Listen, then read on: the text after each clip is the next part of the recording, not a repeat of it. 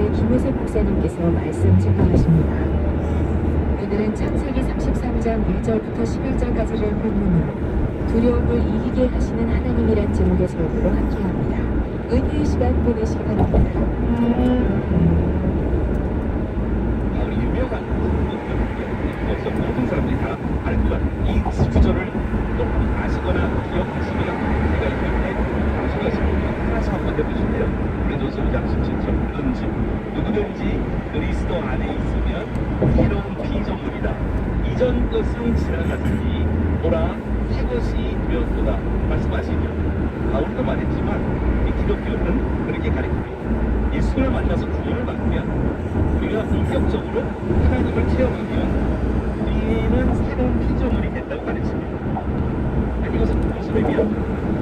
여러분들이 체험하고 경험했던 이 구원에 대한 이 경험이 이 말씀 보라 새 것이 되었도다라고 말씀하신 것을 실감케 합니까?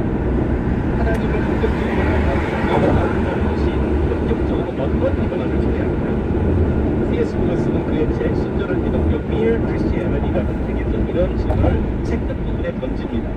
예수님을 믿는다는 것, 즉 구원받은 존재를 믿는다는 것은 어떤 것인지 생각이나 좋은 사람, 조금 개선된 사람, 예수 믿는다는 것이 그런 변화를 초래하는 것인지 아니면 new person, 정말 새로운 사람이 된다는 것.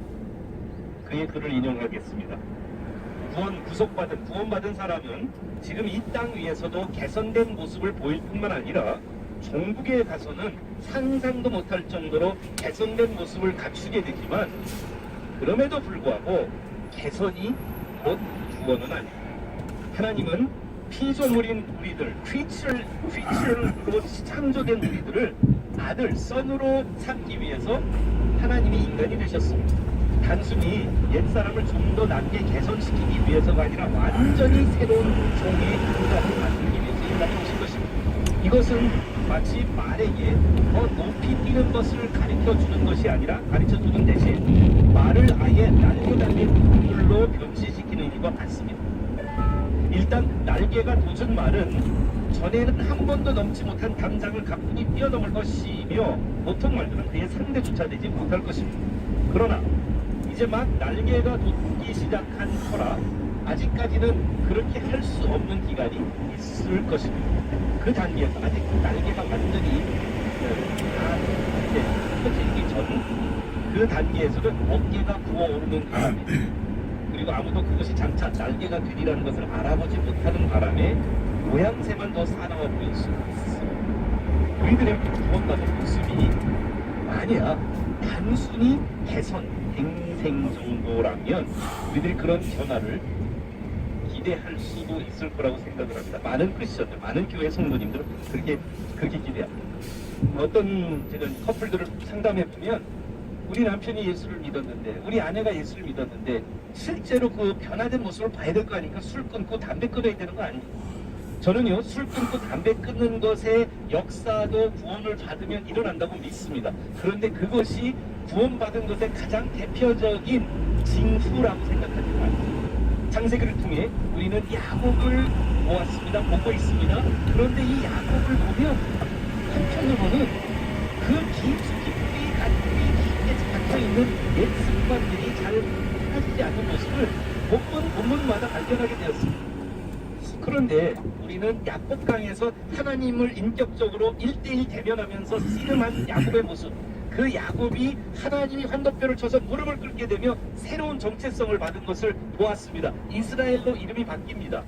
그런 야곱, 이스라엘은 단순히 그동안의 잘못된 습관들이 갱생되거나 개선된 존재일까요? 아니면 정말 바울이 말한 것처럼 본질적으로 새롭게 창조된 피조물이기 때문에 하나님께서 이스라엘이라고 이름을 지어주셨을까요?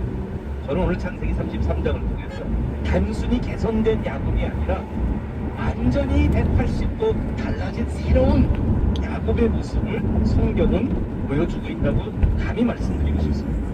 저는 여기서 아직 이 야곱의 수준은 더 날개가 더 커져야 되기는 하지만 이 형제 그 야곱의 그 옛 습성, 그러니까 죄성이죠. 태생적으로 가졌던 죄성이 있어요. 여러분들 야곱의 이름이 왜 야곱이었죠? 지난주에도 말씀드렸잖아요. 뱃속에서부터 형이랑 싸웠어요. 그러니까 스스로 경쟁에서 이기며 자기의 축복을 자기 스스로 잡아야 된다고, 획득해야 된다고 하는 이 태생적 죄성을 가졌던 야곱. 이 태생적 죄성 위에다가 아버지는 큰아들을, 엄마는 둘째 아들을 편애하는 이 부적응적인 가정, 인데스펑스로 패밀리 안에서, 그리고 형과의 아주 잘못된 관계를 통해서 형의 그 이기적이고 자기도 이기적인 그런 둘 다 이기적인 형제들의 그 모습 속에서 점점 강화된 예수적 알고 전국이 하나님을 페이스 투 페이스 인카운터, 하나님을 대면하면서 그 넓은 성품 충성, 그 영성이 완전히 변하는 새로운 기독으로 창조되었다고 저는 그런데 그 변화된 모습을 어떻게 감지할 수 있습니까? 새로운 사람으로 바꿔주시는 하나님의 모습을 어떤 부분에서 발견할 수 있을까요? 여러분들 서두에 여러분들에게 인용했던 고린도후서 5장 17절 말씀 다 외우셨어요. 근데 저도 마찬가지지만 목회를 하면서 우리들이 이렇게 유명한 구절들을 보면서 바로 다음에 나오는 구절은 모르는 경우가 많이 있더라고요. 성경을 가지셨으면 고린도후서 5장 17절을 다시 한번 볼까요? 고린도후서 5장 18절 19절 찾으신 분들 함께 읽을까요? 시작.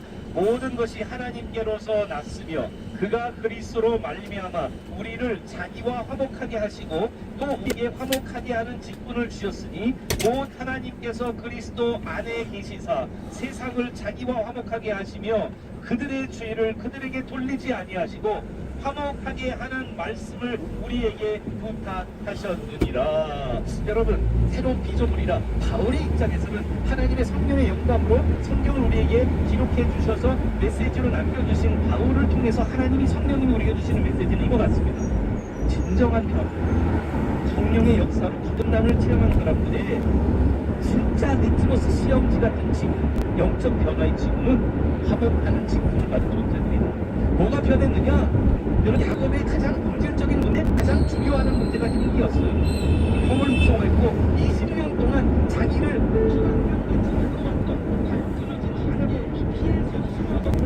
상처를 입히고 자기가 상처를 입혔던 이 관계 속에서 다시 보기가 두려웠던 그 관계가 에서 형이었지만 진짜는 형이 아니었다니까. 정말 두려웠던 것은 자기 안에 버리지 못했던 깊숙한 죄성이에요. 자기 보호 본능이에요.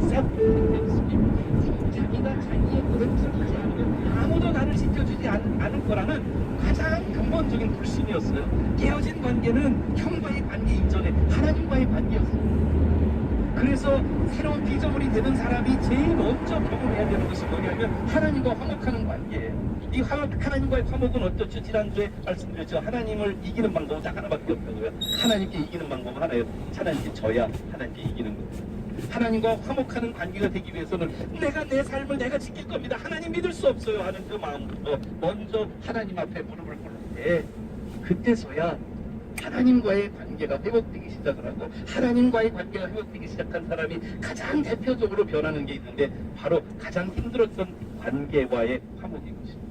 깨어지고 끊어진 관계 속에서 하나님의 관계가 먼저 바르게 설정되고, 그 바르게 설정된 그 관계 속에서 화목한 직분을, 화목하게 하는 직분을 우리에게 주시는 그 하나님의 그 직분을 따라서 이제는 멀어졌던 관계, 상처 때문에 대면하고 싶지 않았던 그 존재, 그리고 내 안에 깊숙하게 나도 다 심리적으로 분석할 수 없고 표현할 수 없는 깊은 상처의 아픔이 하나님의 도움으로 회복되는 변화된 삶으로 여러분과 제가 진입할 수 있기를 축원합니다. 오늘 이 말씀, 33장 말씀을 통해 세 가지만 여러분들하고 하고 싶은데, 첫 번째는 어떻게 달라집니까? 튀어나온 날개가 달린 말처럼 말입니다. 이 모습을 제가 발견한 첫 번째는 바로 2절 3절을 보시면 알 수 있습니다. 오늘 본문의 2절 3절을 보실까요? 여러분들 약복강 이전과 약복강 이후로 이 야곱의 삶을 한번 들어보고 싶은데요. 여러분들 약복강 이전에도, 약복강에서 하나님과 사랑하기 이전에도 에서가 400년 장정을 데리고 자기를 만나러 온다는 이야기를 듣게 돼요. 왜 그러냐면 이제 가나안 땅으로 돌아가는데 지금까지 야곱의 관계적인 패턴이 나오거든요. 형이 화가 났을 때, 처음에 자네의 축복권을 뺏었을 때, 형과 관계가 안 좋을 때 야곱이 선택했던 길은 뭐죠? 도망이었어요. 오늘 관계가 힘들 때 여러분과 제가 10중 8구 택하는 많은 선택은 피함이에요. 그 관계를 피해요. 도망갔어요. 근데 여러분들 삼촌과의 관계가 껄끄러지고 어려울 때 야곱이 그 앞에서 삼촌 앞에서 당당하게 가서 저 갈 거야 라고 얘기 못하고 도망가요. 삼촌 야만도 반복적으로 야곱은 어려운 관계 힘든 관계가 봉착하면 피합니다. 그래서 400명의 장정을 데리고 에서 형이 자기를 만나러 온다는 하인의 이야기를 전달을 받은 야곱이 취했던 행위는 어떤 행위인지 기억나신가요? 자기가 가지고 있는 동물들 중에서 좋은 녀석들을 다 골라가지고 5그룹으로 만들어 하인 5명을 시켜서 한 명씩 연타로 5번 보냅니다. 형님한테 형님 이것은 야곱이 보내는 선물입니다. 그리고 뒤에 야곱이 옵니다 하고 5번이나 오마를 시키죠. 답이 어떻게 했죠? 두 번째 취한 행동이 뭐였냐면 자기 가족들이 이제 짐승들을 이렇게 보냈고 자기 가족들을 두 편으로 나눠요. 한쪽이 당하면 한쪽이 살고 이쪽이 당하면 이쪽이 살고 그러면서 마지막으로 야곱이 택한 게 뭐였죠? 야복강을 건널 때 가족들 다 보내고 자기만 맨 뒤에 남고. 그럼 형과의 관계 속에서 얼마나 두려움이 깊숙한지 여러분 이해하실 수 있겠죠? 우리들 깊숙한 상처를 받고 우리 안에 힘든 관계가 있으면 우리들이 주변하기가 정말 무서워요. 그 사람이 무서워서가 아니라 그 상처가 두려운 거예요. 다시 한번 기억하고 싶지 않은 그 아픔을 우리는 피합니다. 어떻게든 그 관계와 맞닥뜨리고 싶지 않습니다. 그것이 부모일 수도 있고요. 그것이 배우자일 수도 있고요. 그것이 우리 가까운 또 동료나 같이 일했던 동업자일 수도 있습니다. 여하간 우리들 안에 끊어진 관계들이 어떻게 우리를 만들어 가는지 어떻게 우리를 반응하게 하는지 잘 생각해 볼 필요가 있습니다. 그런데 오늘 2절 3절을 보세요. 어떻게 야곱이 달라졌는지를 보는 거죠. 야곱이 여종들과 그의 자식들은 앞에 두고 전에하고 비슷해요. 레아와 그의 자식들은 두 번째 두고 라헬과 요셉은 뒤에 두고 그 다음에 3절에 나와야 되는 말은 무슨 말이죠? 맨 뒤에는 야곱이 가더라 이렇게 나와야 되는데 3절이 어떻게 변해요? 자기는 뭐예요? 그들 앞에서 나아가되 몸을 7번 땅에 굽히고 그 형 에서에게 가까이 갔다. 고린도서 5장 17절부터 19절의 말씀에 대비해서 야곱의 인생을 보면서 야곱강 이전과 야곱강 이후의 야곱을 보니까 그 정체적인 강력한 자기 보호 본능을 포기하고 무장 해제적인 접근을 합니다. 그래서 이제는 자기가 형의 위협, 형에 대한 어려움, 형에 대한 아픔과 상처 이 모든 것들을 후퇴하지 않고 도망가지 않고 이 안에서 적극적인 리스테이킹을 하게 됩니다. 야곱의 가장 중심의 야곱을 지키는 사람은 야곱이었다는 것에 대한 그 확신이 산산수가 깨어진 것입니다. 이제는 자기가 뭔가 꼼수를 부리고 자기가 머리를 써서 이 상황을 자기에게 유리하게 최소한 자기가 다치지 않게 만드는 것에 익숙했던 야곱이 이제 더 이상 그렇게 하는 것이 아니라 그 자신을 그 모든 것을 하나님께 맡겨드립니다. 여러분들 이게 구원받은 사람의 변화된 영성이 아닙니까? 그래서 어려운 관계, 힘든 관계, 만나고 싶지 않은 관계 피했으면 좋겠다고 다시 안 만나면 훨씬 더 좋겠다고 생각하는 그 관계를 자기가 가까이 찾아가